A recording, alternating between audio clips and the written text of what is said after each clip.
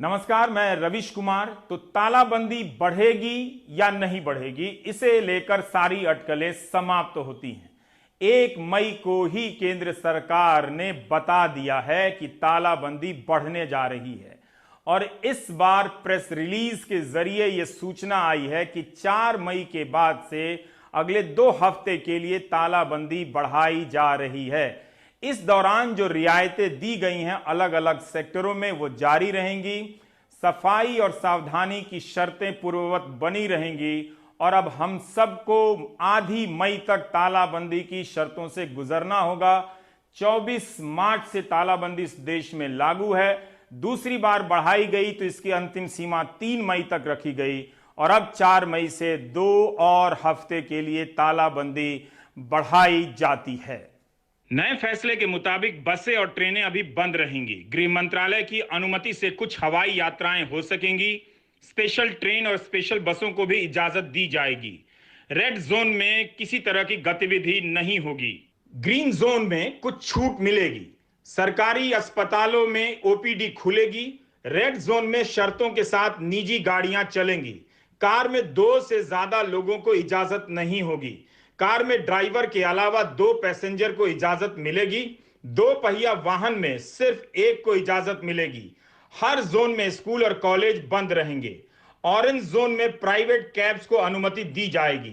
सिर्फ 1 पैसेंजर को कैब में इजाजत होगी। ग्रीन जोन में कई गतिविधियों को इजाजत दी गई है। सीटों से आधे यात्रियों के साथ बसें चलेंगी। ग्रीन जोन में व्यावसायिक दुकानें भी खुलेंगी। और यही नहीं, आज के दिन यानी 1 मई के दिन केंद्र सरकार ने एक और फैसला लिया। हालांकि यह फैसला बहुत पहले ले लिया जाना चाहिए था। फैसला यह है कि रेलगाड़ियां अब मजदूरों को लेकर उनके राज्यों तक जाएंगी। जब 24 मार्च को तालाबंदी हुई थी तभी से महाराष्ट्र सरकार इसके लिए मजदूरों को पहुंचाने के लिए ट्रेनें चलाने की मांग करती रही। 30 अप्रैल तक बिहार के उप मुख्यमंत्री सुशील मोदी कह रहे थे कि ट्रेन चलाई जाए वरना इतनी बड़ी संख्या में आप मजदूरों को घर नहीं ला सकते। पर क्या उन्हें पता था, क्या उन्हें नहीं पता था कि इसकी तैयारी झारखंड के हटिया स्टेशन से शुरू हो चुकी है और एक ट्रेन हैदराबाद के लिंगमपल्ली स्टेशन की तरफ जाने वाली है।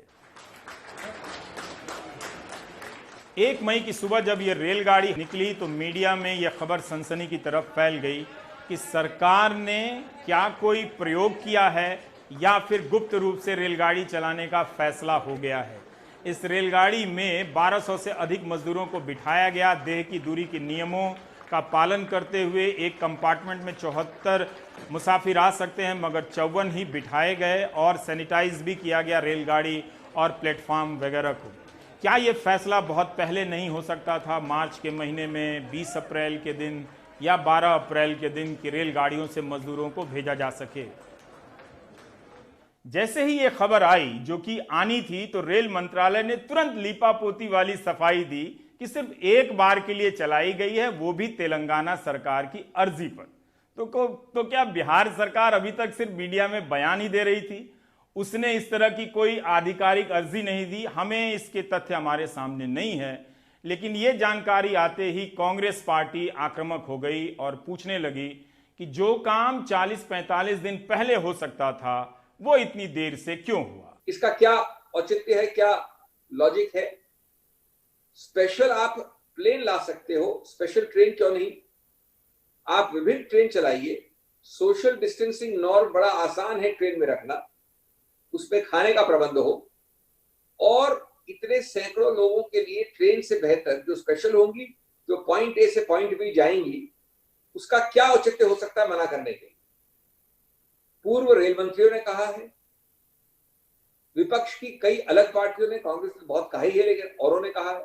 पर अब ठीक है कि केंद्र सरकार ने आखिरकार मजदूरों को रेलगाड़ी से वापस भेजने का फैसला कर लिया। तो क्या हम इस संकेत के रूप में इसे देखें कि तालाबंदी की प्रक्रिया भी और चल सकती है? क्योंकि जब आप मजदूरों को दूसरी जगह पहुंचाने का फैसला कर रहे हैं, वो भी महीना भर से ज्यादा गुजर जाने के बाद, तो क्या आपने ये सोचा है कि अगर तालाबंदी टूटेगी तो कारखानों को, दुकानों को और बाजारों को चलाने के लिए इन मजदूरों की वापसी के लिए क्या फिर से ट्रेनें चलाई जाएंगी?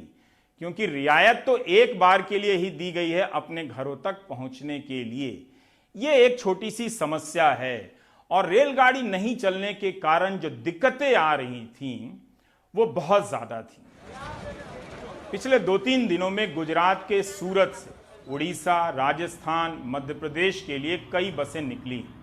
ये 27 अप्रैल का वीडियो है और उड़ीसा के कुछ मजदूरों ने गंजाम जाने के लिए बसें किराए पर ली। एक मजदूर का किराया उतनी दूर का 3 से 4 हजार रुपए का लगा है। अगर परिवार लेकर गया है तो 15 से 20 हजार रुपए किराए में ही। इस आर्थिक संकट में जब उसके पास अनाज नहीं, कमाई नहीं, तो ये उससे एक दोहरी आर्थिक मार पड़ी है उसके ऊपर, उन मजदूरों के ऊपर। यही नहीं, जो मजदूर गरीब हैं उन्होंने मुख्य मार्गों को छोड़कर उन सुनसान रास्तों को पकड़ लिया और पैदल चलना शुरू कर दिया जिन पर प्रशासन की आमतौर पर नजर नहीं होती है। सूरत में इसके लिए कई जगहों पर चेकपोस्ट बनाए गए थे जहां पर मजदूरों को जाना था, अपनी स्क्रीनिंग करानी है और नाम पता लिखाकर एक प्रमाण पत्र लेना है ताकि गंतव्य पर पहुंचकर उसे दिखा सकें कहां से किस हालत में आए हैं। अब आप ये तस्वीर देखिए, चेकपोस्ट के बाहर की है कि लोग किस अवस्था में लाइन में लगे हैं। यहाँ व्यवस्था नजर आ रही है, मगर आप इस चेकपोस्ट के भीतर की तस्वीर को देखिए तो सामान्य दिनों की तरह हंगामे की यहाँ पर तस्वीर है। देह से दूरी बनाए रखने के किसी भी नियम का अगर पालन हो रहा हो तो आप बताइए। अगर मास्क लगाना ही सबसे अधिक सुरक्षा के कदम हैं तो फिर तालाबंदी की जरूरत ही नहीं थी, हर किसी को मास्क ही लगा लेना था। मास्क लगाकर अगर भीड़ इतनी जमा हो जाए तो उस मास्क का कोई मतलब नहीं रह जाता। और दूसरी बात, बस के भीतर की तस्वीरें देखिए कि कितनी संकरे जगह पर कितने लोग इन बसों में समाये हुए हैं। एक और बात है जिस पर आपको गौर करना चाहिए कि इन बसों का किराया दिया मजदूरों ने अपनी जेब से, लेकिन बीजेपी की सांसद पार्टी का झंडा दिखाकर इन बसों को रवाना कर रहे हैं।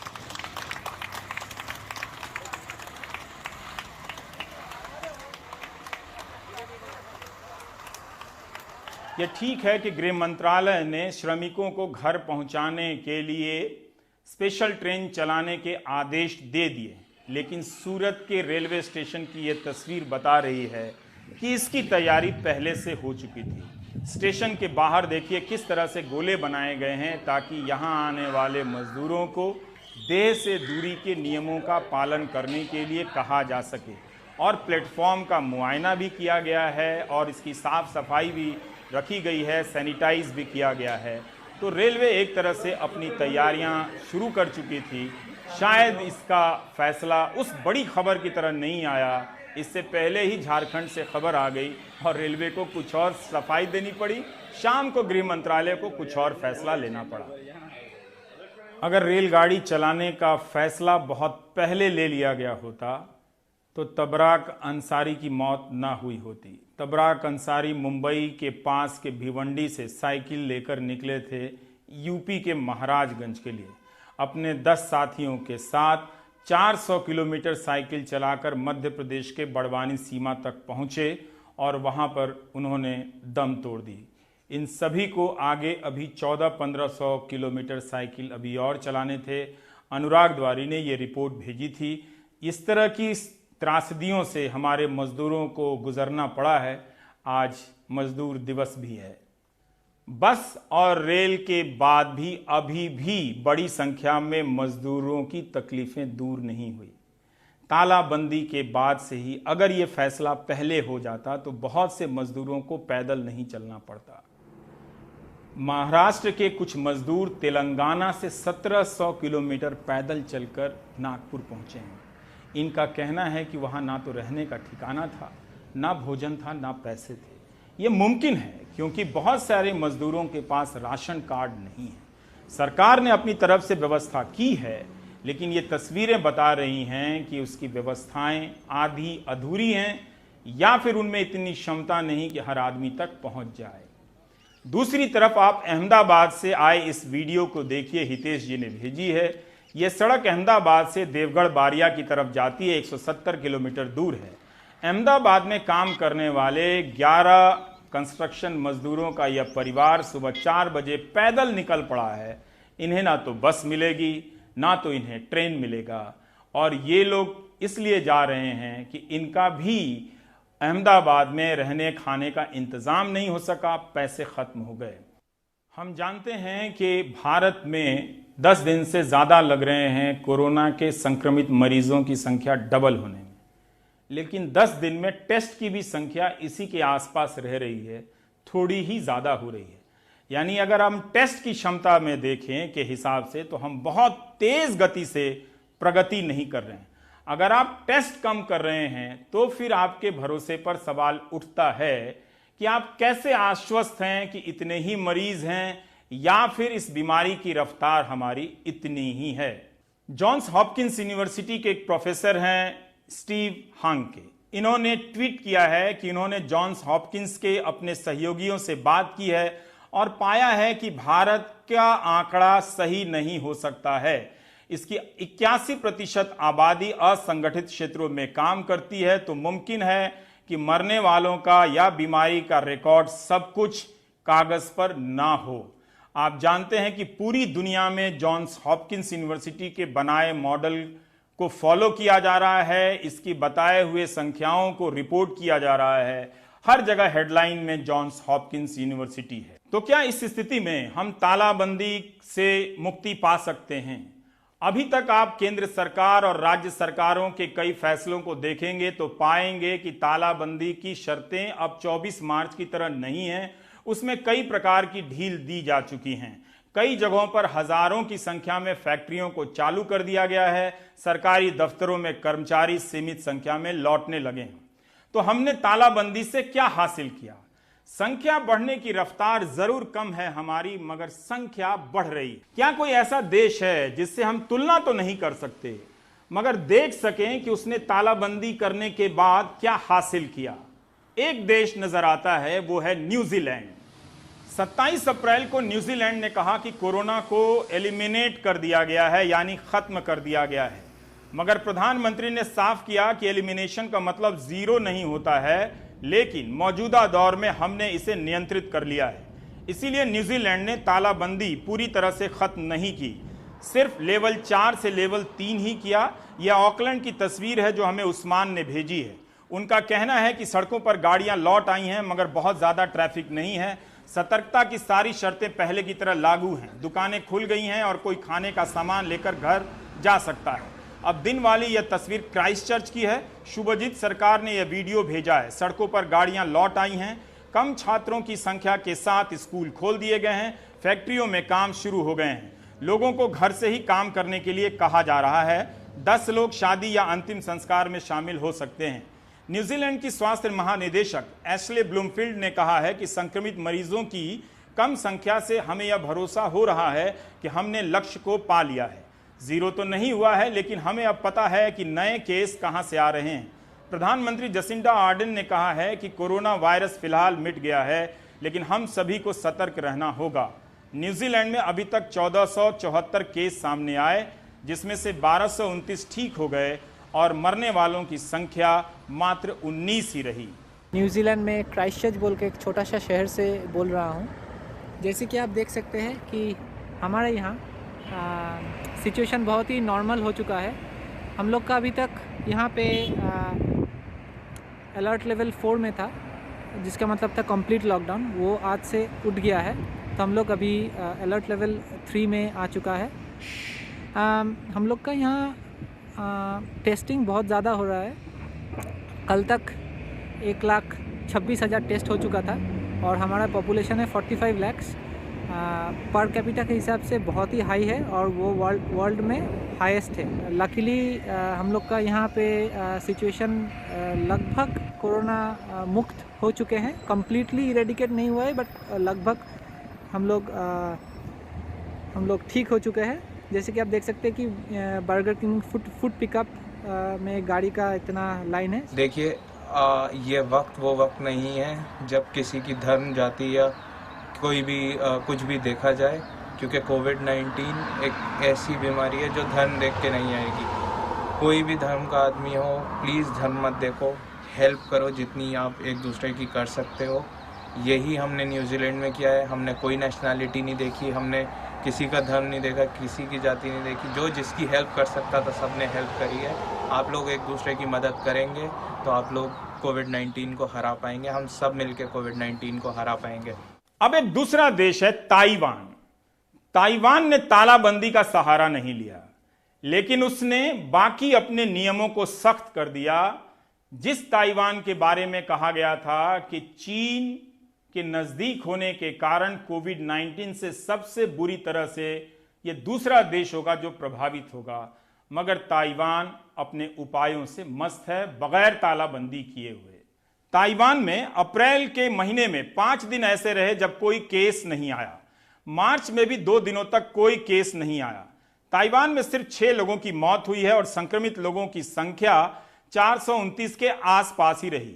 ताइवान के स्वास्थ्य मंत्री ने कहा है कि जुलाई के अंत तक कोरोना वायरस अंत भी हो सकता है। ताइवान ने 31 दिसंबर से ही कदम उठाने शुरू कर दिए और बगैर तालाबंदी के उसने ये लक्ष्य हासिल कर लिया। शुरू से ही ताइवान फैसले लेने लगा था। चीन के वुहान से हर हफ्ते दर्जनों फ्लाइट आती थी। इसके बाद भी ताइवान ने संक्रमण पर काबू पाया है। यहाँ शर्तें तो लागू हैं मगर जिंदगी चालू है। और ताइवान में बड़ी संख्या में भारत के छात्र भी रहते हैं।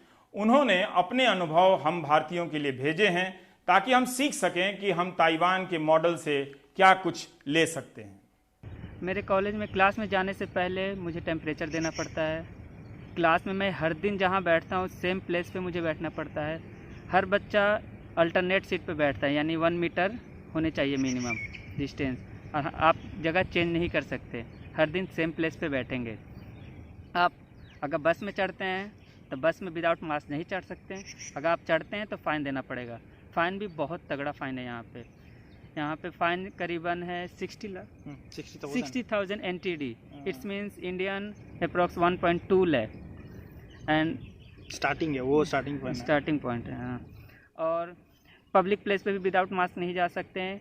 इवन हम कैंटीन में जाते हैं तो हमारी टेम्परेचर ली जाती है और फिर टेम्परेचर लेने के बाद हमें ये मार्क दिया जाता है। तेरे पास है क्या मार्क? हाँ, मेरा भी है। हाँ, यहाँ पे देख सकते हैं, मार्क दिया जाता है। ये इस मार्क का मतलब ओके, ये बंदा जा सकता है, क्लास में भी जा सकता है एंड कैंटीन में भी जा सकता है।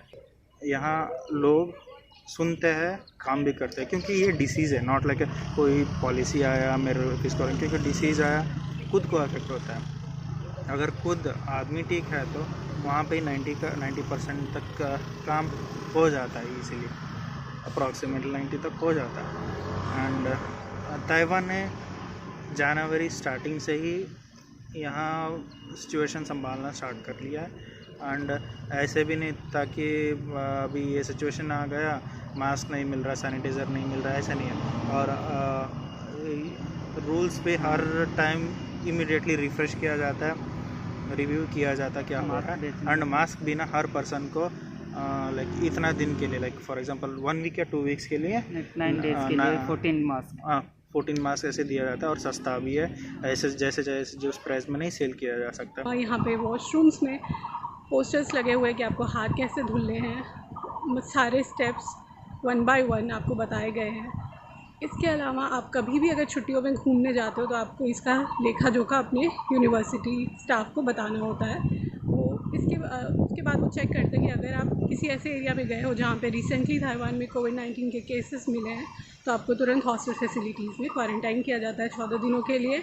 और अगर कोई बच्चे को डर है, वो बहुत ज़्यादा डरा हुआ है, कोविड-19 दुनिया में इस हिसाब से फैल रहा है, तो उसके लिए लाइव क्लासेस की व्यवस्था की गई है। हर रोज़ जब हम जो लोग यूनिवर्सिटी जाके क्लास लेना चाहते हैं, जब क्लास लेते हैं उसी वक्त टीचर लाइव होती है, उस बच्चे को भी पढ़ाती है जो घर से पढ़ना चाहता है।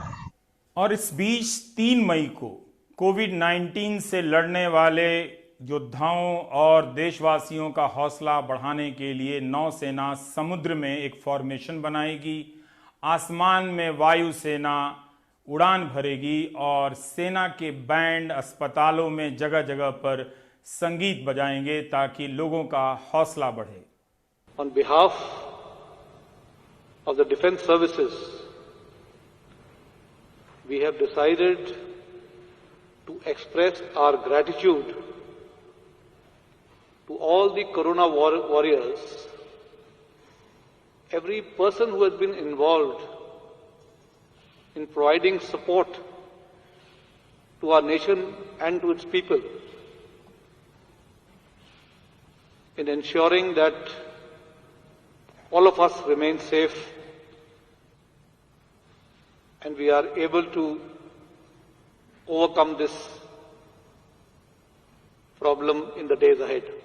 और अब हम लेते हैं एक छोटा सा ब्रेक के बाद जब लौटेंगे तो बात करेंगे कि क्या कोरोना से लड़ने का एकमात्र मॉडल तालाबंदी ही है, और तालाबंदी का सुझाव क्या विश्व स्वास्थ्य संगठन ने दिया था? यदि नहीं दिया तो यह आइडिया आया कहां से?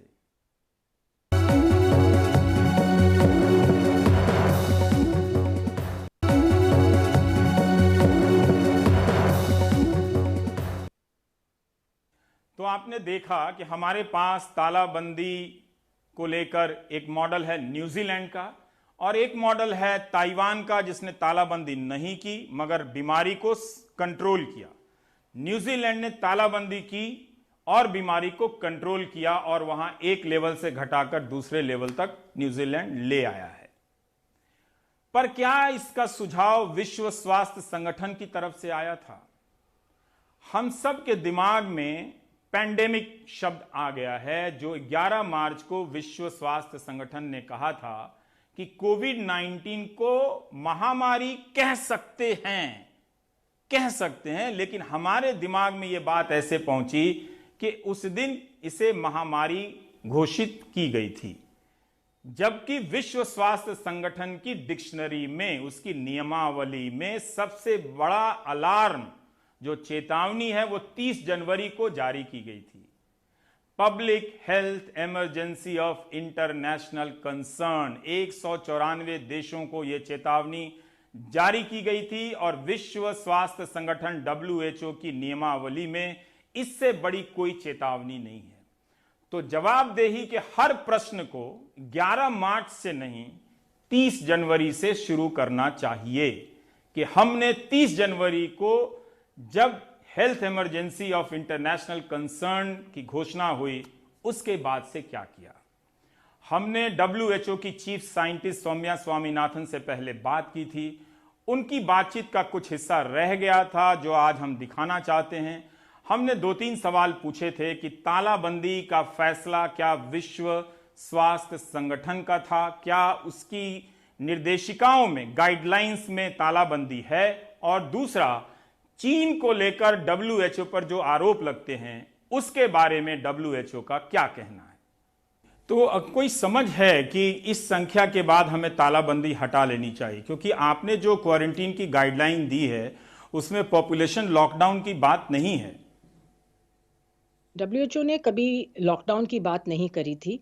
उन्होंने सारे मेजर्स बताए थे, जैसे फिजिकल डिस्टेंसिंग वगैरह और बाकी पब्लिक हेल्थ मेजर्स, जिससे ये diagnosis, detection, isolation, quarantine, contacts का क्वारंटीन, तो यही सारे जो मेजर्स थे। पर कई देशों ने इससे भी ज़्यादा कठोर तरह के मेजर्स यूज़ किए, लॉकडाउन वगैरह कई देशों में हम देख रहे हैं। तो अब बाहर निकलने का जो तरीका है वो जो है, it has to be slow and measured approach, और उसको मेरे ख्याल से देखते हुए, एक एक स्टेप को देखते हुए, समझते हुए अगला स्टेप लेना चाहिए। शुरू में आपने चीन को लेकर बड़ी अच्छी बातें कही, लेकिन चीन को लेकर बहुत कंट्रोवर्सी है कि WHO काफी नरम रहा चीन को लेकर, बहुत भरोसा करता रहा चीन पर, और इसी की वजह से आपने दुनिया को अलर्ट मैसेज देने में देरी कर दी। जैसे मैंने आपको बताया, WHO जो है वो हर देश के साथ सेम व्यवहार करता है और सेम रिलेशनशिप रखता है। हमारे 194 देश हैं जो मिलकर, इनको मेंबर स्टेट्स कहते हैं, WHO को चलाते हैं। हम तो सिर्फ सेक्रेटेरिएट हैं, ये देश ही हमें चलाते हैं और हमें नियम वगैरह बनाते हैं। तो जैसे उन्होंने बताया, चीन ने 31 दिसंबर को, 1 जनवरी को हमने इमरजेंसी टीम अपना ऑपरेट कर दिया था, और 5 तारीख से जो न्यूज़ अपडेट्स हैं वो देने लगे थे।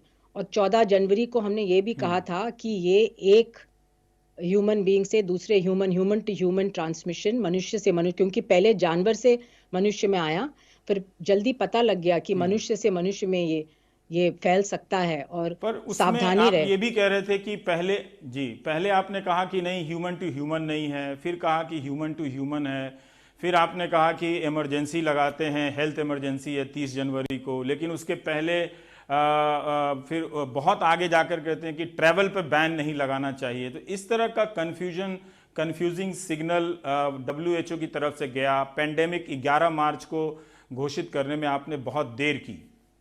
एक डेट मैं आपको याद दिलाना चाहूंगी और वो है 30 जनवरी, जिस दिन WHO को सबसे ऊंचा जो इमरजेंसी है वो है public health emergency of international concern. और आज तक 70 साल के इतिहास में सिर्फ 6 बार ये पब्लिक हेल्थ इमरजेंसी बुलाया गया है, जैसे H1N1 में हुआ था, जीका में हुआ था और एबोला में हुआ था। तो वो 30 जनवरी को जब सिर्फ 80 पेशेंट चाइना के बाहर मिले थे, एक भी मौत नहीं हुई थी। इंडिया में उसी दिन एक पहला पेशेंट मिला था केरल में। तो 30 जनवरी को ही वो सबसे हाईएस्ट लेवल ऑफ इमरजेंसी हमने बोल दिया था। पैंडेमिक जो होती है वो सिर्फ इन्फ्लुएंजा के लिए इससे पहले वो शब्द इस्तेमाल किया गया है।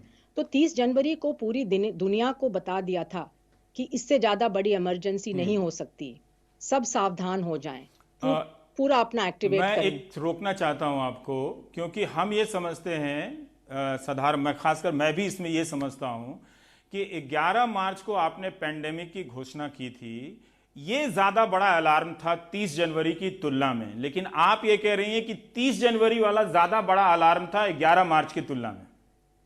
इंटरनेशनल हेल्थ रेगुलेशंस जो 2005 ने सब देशों ने मिलकर बनाया और उन्होंने कहा कि हम अब ये रेगुलेशन को हम यूज करेंगे जब कोई भी इमरजेंसी होगा, उसके प्रति ये सब जो public health emergency of international concern होता है वो सबसे ऊंचा होता है। कभी पैंडेमिक की बात नहीं करी ये देशों ने मिलकर। पैंडेमिक जैसे मैंने कहा, इससे पहले पूरे इतिहास में सिर्फ इन्फ्लुएंजा के लिए ये शब्द यूज किया गया। ये पहली बार ऐसा है कि और किसी बीमारी के लिए पैंडेमिक शब्द यूज हो रहा है।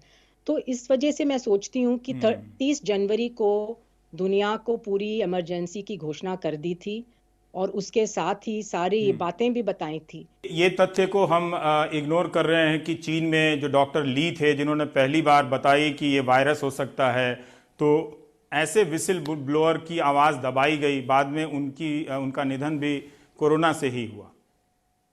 हाँ, ये जरूर बहुत अफसोस की बात है कि शुरू में जो डॉक्टर वहां पे बोल रहे थे उनकी बात सुनी नहीं गई। हो सकता है कि कुछ हफ्ते उससे गेन हो जाते, तो उसकी तो अफसोस की ही बात है वो। एक बहुत अगर आप इसमें कुछ मदद कर सकें इस सवाल के जवाब में, कि भारत में कई तरह के स्टिग्मा हैं। जैसे कोई नर्स मोहल्ले में जा रही है अस्पताल से लौट के, तो लोगों को लगता है कि उससे फैल जाएगा, तो उस पर लोग हमला कर दे रहे हैं। कोई किसी का निधन हो गया है, अंतिम संस्कार के लिए गांव वाले जमीन नहीं दे रहे हैं, तो डेड बॉडी को लेकर या जो ह्यूमन बॉडी है जो चलता फिरता है, कई तरह के ऐसे कि छू देने से स्टिग्मा एक तरह से फैला हुआ है। कोई तरीका है इसको लेकर काउंटर करने का, आम लोगों को समझाने का? ये बहुत बहुत जरूरी है कि जो अफवाहें वगैरह फैलती हैं, रूमर्स फैलते हैं सोशल मीडिया में ज़्यादातर, उसको लोग उस पर भरोसा ना करें और जो भरोसेमंद जगह हैं वहाँ से अपना इन्फॉर्मेशन पाएं। जैसे सरकार के वेबसाइट से या SMS वगैरह जो सरकार भेजती, जो WHO का वेबसाइट है, अभी WHO ने व्हाट्सएप हिंदी में भी शुरू किया है, जो चैटबॉट है वो हिंदी में इंफॉर्मेशन देती है और उसमें आप सवाल भी कर सकते हैं और WHO से सवाल करके उसके आंसर्स मिल सकते हैं आपको। तो इस तरह के भरोसेमंद जगह से लोग अपना इंफॉर्मेशन प्राप्त करें। और दूसरी बात आपने बहुत ठीक किया कि स्टिग्मा, क्योंकि मैं खुद HIV और TB में मैंने बहुत साल काम किया है और मैंने देखा है कि HIV और TB भी कैसे एक समाज को और एक परिवार को भी तोड़ सकता है। अपने माँ बच्चों के बीच में एक सस्पिशन और बड़ी दुख की बात होती थी जब मैं देखती थी। तो ऐसा नहीं होने देना चाहिए। ये डर की बात नहीं है, मेरे ख्याल डर भी बहुत है लोगों में, क्योंकि 24 घंटे हम लोग देखते हैं। और इसमें मैं कहूँगी रवीश जी की मीडिया का इसमें एक बहुत बड़ा रोल है कि ठीक तरह के इंफॉर्मेशन लोगों को दें, डर ना फैलाएं, और एक दूसरे के एकजुटता की ज़रूरत है, भाईचारे की ज़रूरत है, हमें कंपैशन की ज़रूरत है, एक दूसरे को हेल्प करने की ज़रूरत है, और घृणा से ना देखें। लोग बेचारे जिनको इन्फेक्शन हो गया है वो क्या कर सकते हैं, किसी को भी हो सकता है। तो और वो ठीक हो जाएंगे, मोस्टली ठीक हो जाते हैं लोग, और उसके बाद वो इन्फेक्शन नहीं फैलाते हैं दूसरों को। तो घर से बाहर निकलना वगैरह ये सब नहीं करना चाहिए। और मेरे ख्याल ये समाज को अभी एकजुटता दिखानी चाहिए, यही टाइम है। जी बहुत बहुत शुक्रिया सौम्या स्वामीनाथन हमसे बात करने के लिए। मैंने आपका काफ़ी वक्त लिया, लेकिन ये संवाद ज़रूरी था कि हिंदी में आप लोग भी बात करें, आप कर भी रही हैं, और ज़्यादा से ज़्यादा लोगों तक पहुँचे। जैसा कि WHO ने हिंदी में चैट बॉक्स बनाया है, अन्य भारतीय भाषाओं में भी, दुनिया की अलग अलग स्वीकृत भाषाओं जो शेड्यूल लैंग्वेज है उसके अलावा भी WHO कोशिश कर रहा है कि उनमें संवाद की कोशिश की जाए, ज़्यादा जानकारी दी जाए। ये वक्त है वैज्ञानिक चेतना पर भरोसा करने का, क्योंकि महामारियों को हमने इसी विज्ञान से हराया भी है। ये ज़रूर है कि यही विज्ञान इस महामारी के समय इस वक्त हमारी उतनी मदद नहीं कर रहा, मगर भरोसे से ही हम आगे बढ़ेंगे। बहुत बहुत शुक्रिया आपका जिनेवा से हमसे बात करने के लिए। आप देख रहे थे प्राइम टाइम। नमस्कार। नमस्कार।